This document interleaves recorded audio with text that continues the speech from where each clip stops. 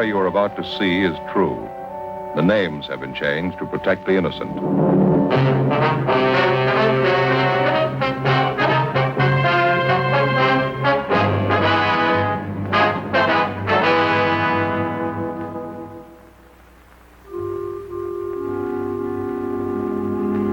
This is the city. Los Angeles, California. I work here. I'm a cop. It was Wednesday, November 4th. It was windy in Los Angeles. We were working the day watch out of Juvenile Division. My partner's Frank Smith. The boss is Captain Powers. My name's Friday. A steady supply of obscene literature had been finding its way into half a dozen high schools in the city. We'd gotten a lead on one of the sources of supply, a 17-year-old high school senior. We had to check it out.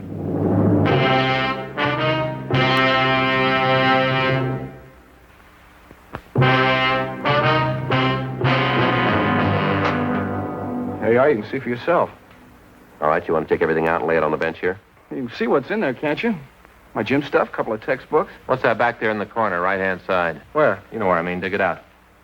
Oh, back here you mean, these joke books? That's right. Let's have a look, huh? Why? Just a couple of joke books. A kid gave them to me. Bring them out, Steve. Okay. Just a couple of them. A kid gave them to me. Here. There's more than a couple there. That's what you call a joke book, Steve. Oh, well, that's what the kids call them. They're not so bad, though. They're rotten, Steve, and you know it. Now, where'd you get them? I told you, a kid gave them to me. Who? What's his name? Some kid around school. I don't remember right now. He gave you these books for nothing? Sure, I had a couple he wanted. We traded off. A lot of the kids have them. We trade them around. That stack you got there, they look pretty new. They couldn't have been passed around much. Maybe not. I don't know. Matter of fact, they look brand new to me. Don't even look like they've been opened yet. How come you're roasting me on this thing? What about the other kids? They got them, too. They're buying them, Steve. They're not selling them. I'm not selling them. Anybody says that's a liar. Now, both the fellas in the high school and the kids down the street in the junior high, they say you've been selling this stuff for months. Now, how about it? They're lying, that's all. They don't know what they're talking about. You've been selling these 35 cents a piece, 3 for $1. Last couple of weeks, you've been peddling pictures, $2 a piece. Any of them in your locker, Steve? Couple. I got them off another kid. What other kid? What's his name? Come on, what's his name? Some kid. I don't remember. That's not much of an answer, son. What do you want from me anyway? I told you I'm not selling the books. I don't care what those other goofs say. It's my word against theirs. Maybe you ought to get this much straight, son. We're not out to get you. You're way down the line. We want the people at the top, the men who print this junk, the wholesalers, the big distributors. So why ask me? I don't know anything about it. Nothing. You don't want to cooperate, is that it? What am I supposed to cooperate about? I'm not mixed up in anything. We think you are, son. We know you are. Now, who you selling this for? Where do you get your supply? All you see is what's in my locker. I ain't selling. I don't have any supply. You've got to go far to prove I have. No, not very far, Steve. What? From about here to your home. 11:38 a.m. We picked up the supply of obscene books and photographs to be booked later as evidence. For weeks, we'd known that a steady stream of this type of material was being fed into half a dozen high schools and junior high schools throughout the city. Books, photographs, pictures, and pamphlets of the worst kind. 12:15 p.m. Frank and I drove the suspect, Stephen Banner, to his home, approximately a mile from the high school. On the way, he told us he lived with his sister and brother-in-law. We checked the house thoroughly, but we found nothing. He explained that both his sister and brother-in-law were at work. We went back to check the garage at the rear of the house.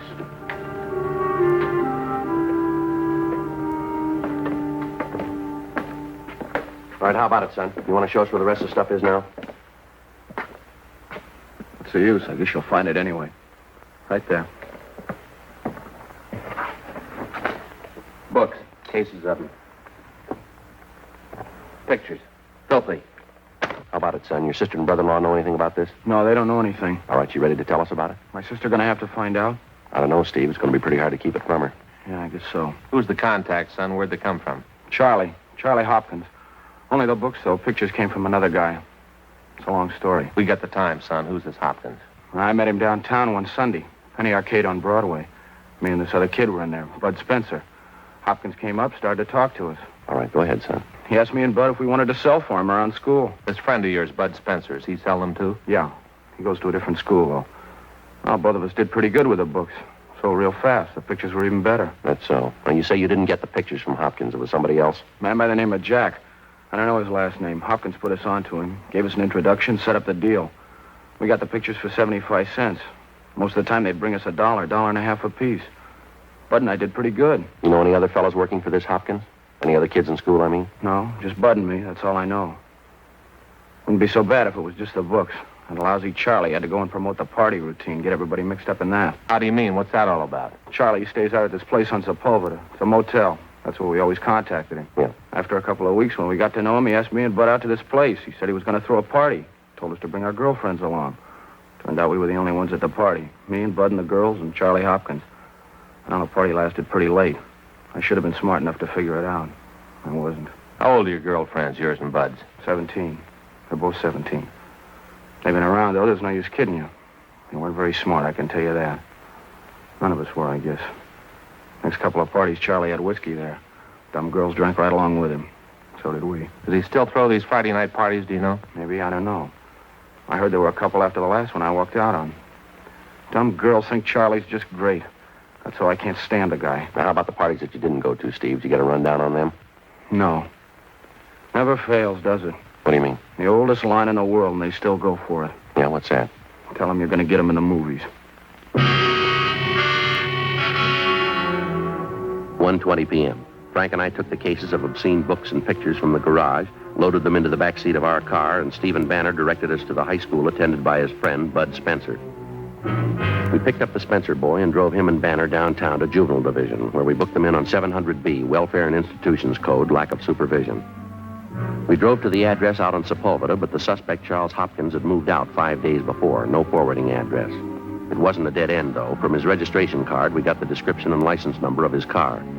We checked out the address of his confederate, the man known as Jack. He'd moved the same day as Hopkins. No forwarding address. We called DMV and got a make on the license number. The car was registered in Hopkins' name, 293.5 North 92nd Street. Frank had gone over to R&I and pulled the package on the suspect. 3:40 p.m. Last address on him's 3 years old. Well, how's his record read here? Well, he's been in business before. A couple of ag charges and a 502. I see. Served 8 months in the county jail. I got a mugshot here. Yeah, Yeah, It's close enough to the way the boy described him, isn't it? I'd say so. His MO, too. Yeah. Same pitch the last time they got him, worked in the high school trade. Passed himself off as a studio man, movie producer. Yeah. How about the other man, Jack? We got anything there? Not yet. Did you get the information on him? The stats obviously going to make a run? They will. Okay, that's good. Well, I guess we better check on the kids' girlfriends, huh? And get their stories. Yeah, I suppose so. Sure gets me, Joe. What's that? Pair of young girls like that out at parties till 3 a.m. drinking. Yeah. 17-year-olds. No reason for it. No reason at all. I can think of one that might do. Yeah. Their parents.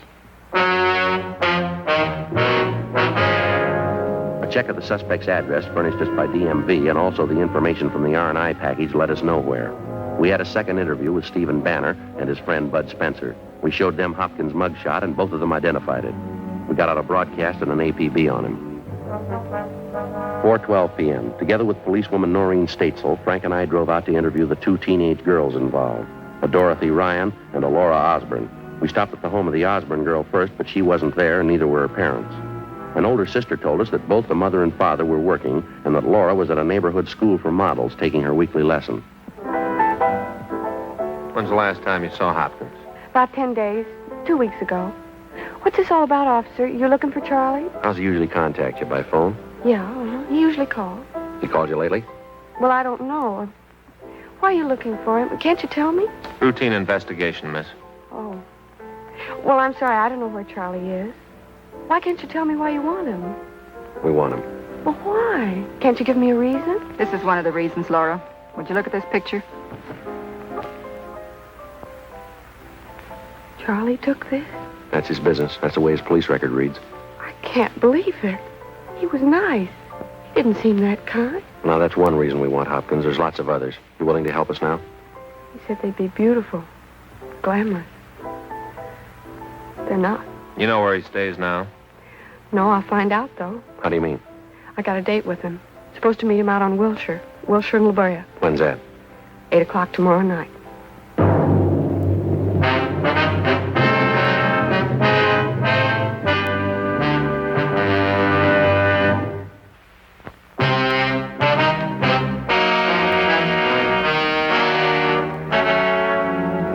The following morning, Frank and I went across the street to the district attorney's office and presented our case. A warrant was issued on Charles Hopkins for 702 WIC, contributing to the delinquency of a minor. At 7:45 that night, Frank and I staked out on a cocktail lounge near the intersection of Wilshire and La Brea. the place where the suspect had told Laura Osborne to meet him. 8:15, 8:30. Joe. Down the corner heading this way. Yeah, could be him. Yeah, dark glasses. Yeah, that's him. Come on.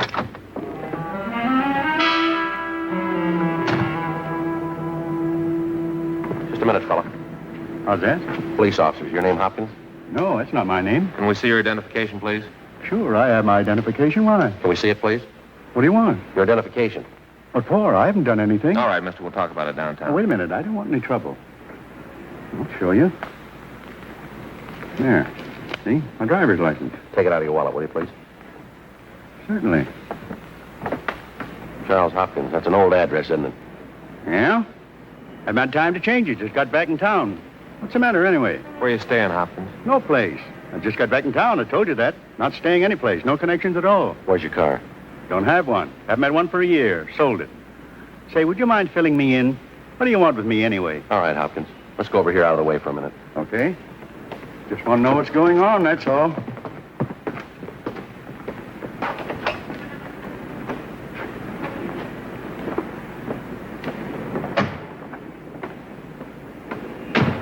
I'd like to see what you got in your pockets. Take everything out. What is it, a shakedown?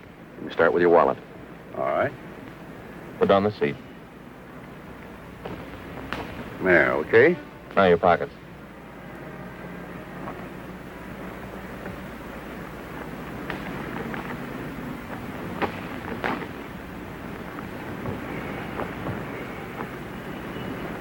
There, okay.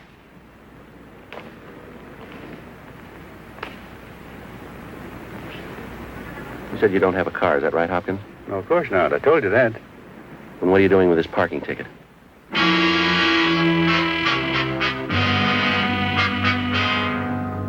"8:55 p.m. Frank and I finally located Hopkins' car in a parking lot 2 blocks away from the point where we apprehended him. In the glove compartment of the car, besides a half a dozen photographs and small books, we found a key with a metal disc attached. Stamped on the disc were the words, West Side Studios, number 23. Hopkins refused to identify it. He refused to admit a thing. He was booked into the county jail on the contributing warrant. The next afternoon at 5:30 p.m., we drove out to the old West Side Studios just off Jefferson Boulevard. On the way, we tried to again question the suspect, but we got nowhere. One look at the old West Side Studios, and you knew right away it had seen better days. The place had been fairly prominent back in the early days of silent pictures, but all that was left now was 3 square miles of broken-down scenery. The faded sign over the main gate read West Side Studios, founded 1920, admission by pass only. Hopkins unlocked the gate, and we drove onto the lot. The place was deserted. The sun had almost gone down. It was a cold wind from the north. Hopkins directed us to pull up and park.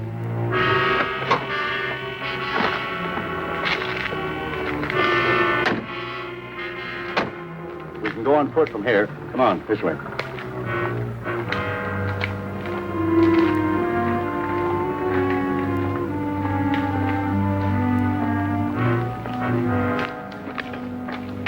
You run an office here? Is that it, Hopkins? No, sir, I do not. I live here. You in some kind of movie work? Have been for 30 years. More than 30 years. Is that so? You an actor? Hopkins. Haven't you ever heard the name? I'm a producer. Oh, I see. Why don't you tell us that to start with? Oh, I don't know. Different reasons. I didn't want to throw my weight around. I have a lot of connections in Hollywood, you know. That's so. In the trade 30 years. I was one of the first. You can make a lot of friends in 30 years. How about the books and pictures we found in your car? How do you explain it? Come on over here. I'll show you boys something you never saw in your life before. You got a cigarette?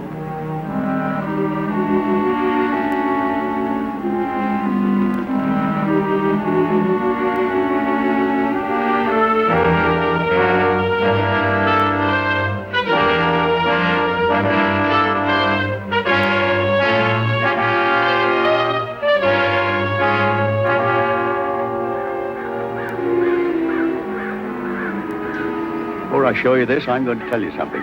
Yeah, what's that? This studio will be back on its feet in a year. I'll bet $1,000 on it. This whole block here, sound stages.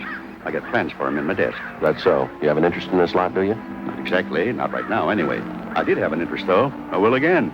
I was one of the original owners, you know. Is that right? Me and 5 other men. We were the top people in Hollywood when we opened West Side.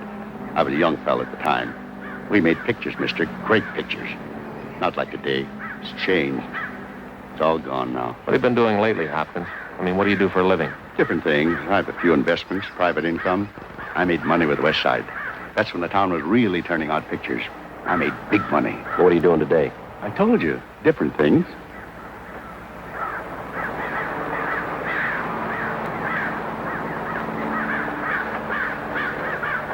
Crows. We have a lot of them out here. They like to nest in those eucalyptus trees over there. Nice sound, isn't it? Now, look, we still haven't got an explanation. How about the books and pictures that we found in your car? Oh, that. Nothing to explain, is there? Just a few gimmicks I picked up. You know a boy by the name of Steve Banner? Banner? No, I don't think so, huh? How about Bud Spencer? You know him? No, I knew a George Spencer once. Actor. That was back in the old days, though. How about Laura Osborne, Dorothy Ryan? Do you know them? No, it's pretty hard to say, you know, Sergeant. Over the years, in this business especially, you meet an awful lot of people. Yeah, well, these are fairly recent. You ought to remember them. They're just kids, 17-year-olds. No, I'm afraid I can't recall the names. You know, we might go into television here. I don't know. Television films. Trouble is, they make them too fast. Trade's not like it used to be. Quality, that's what we went after. It's all gone now. It's all gone. West Side will do it again, though. You can bet on that. We're coming back. How about leveling, Hopkins? You know why we picked you up. You know why we're out here. That's just it. I don't know. This way.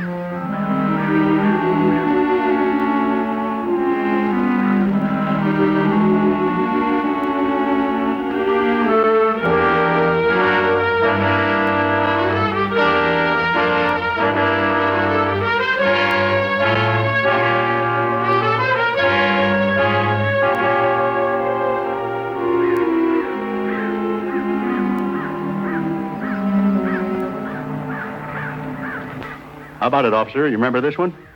Don't believe I do. Well, no offense. You were in knee pants when I shot my westerns here. Great stories. One of them was the greatest of all. Is that right?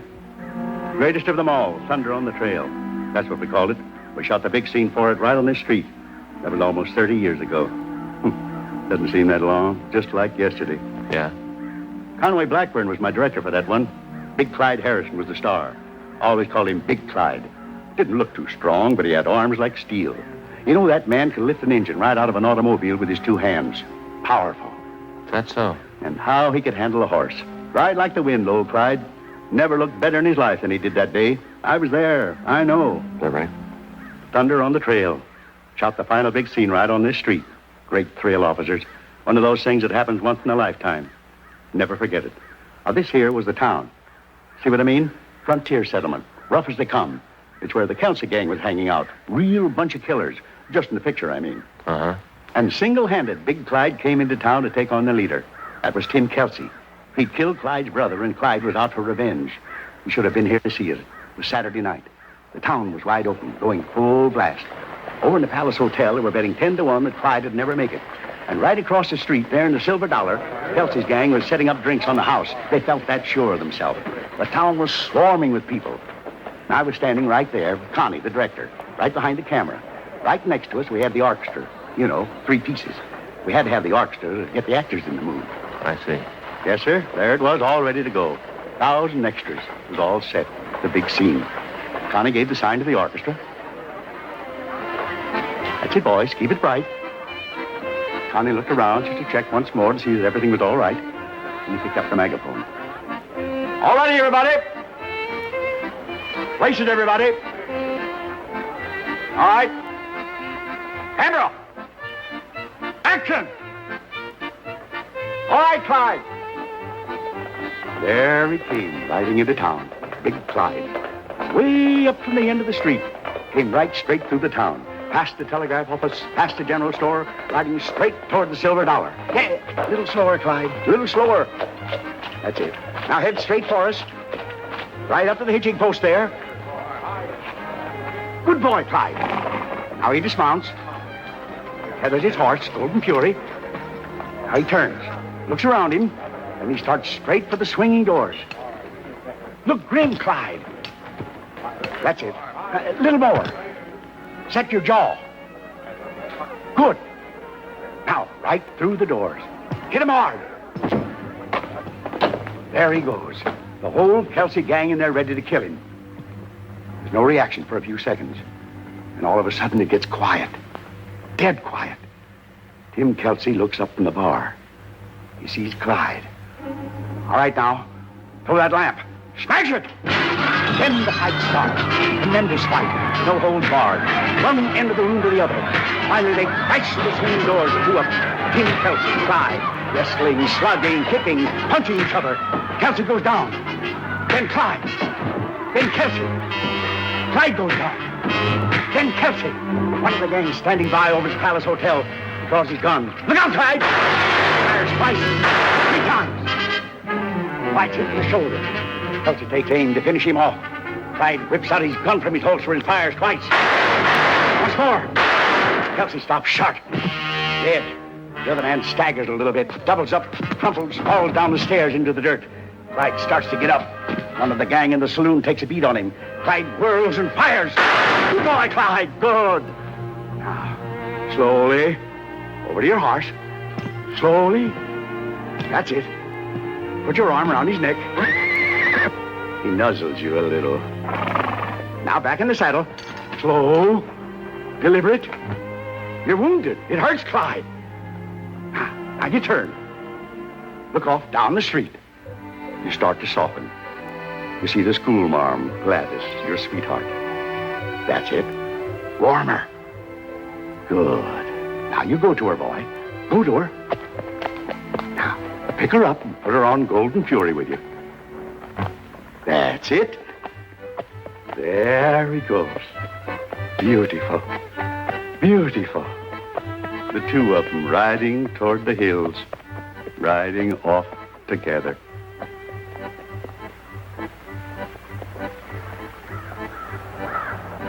Cut it. Print it.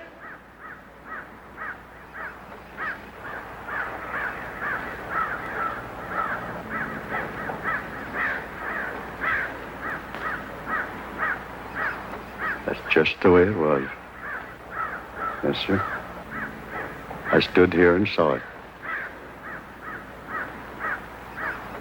They don't make pictures like that anymore. Yeah. How about it, Hopkins? You want to tell us now? What is there to tell? You've been working the school trade, haven't you? Books, pictures, hiring kids like Steve Banner, Bud Spencer. Yeah. I'm ashamed. Who wouldn't be? I had to eat. It was the only way. I had to live. Yeah, well, there's still honest jobs to be had. No way of telling how many youngsters you hurt by spreading that junk around. No way of adding up the trouble you caused. Yes, I know I was wrong. I'm sorry for that. How about this man named Jack? What was his part? He was in with me. He used to be my cameraman back in the old days. Same thing. I can't blame him either. He had to live, too. Where do you keep the stuff? I'll show you. All right. You ready to go? Yes.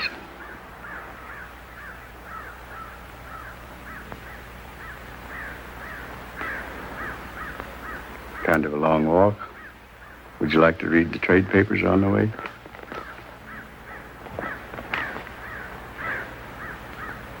Yesterday's.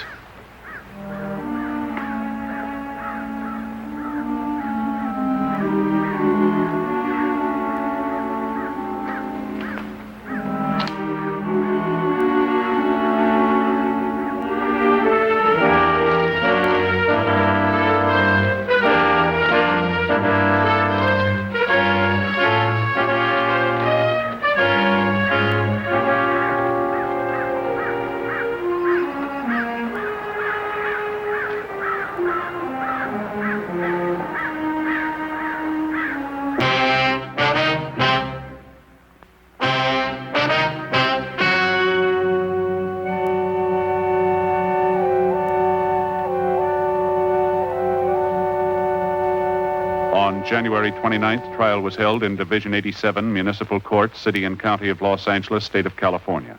In a moment, the results of that trial.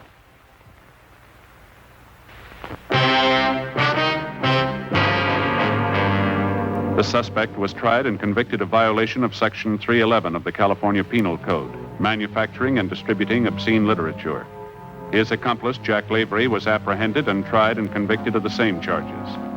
Violation of Section 311 PC is punishable by imprisonment in the county jail for a period not to exceed 6 months, or by a fine of $500, or both.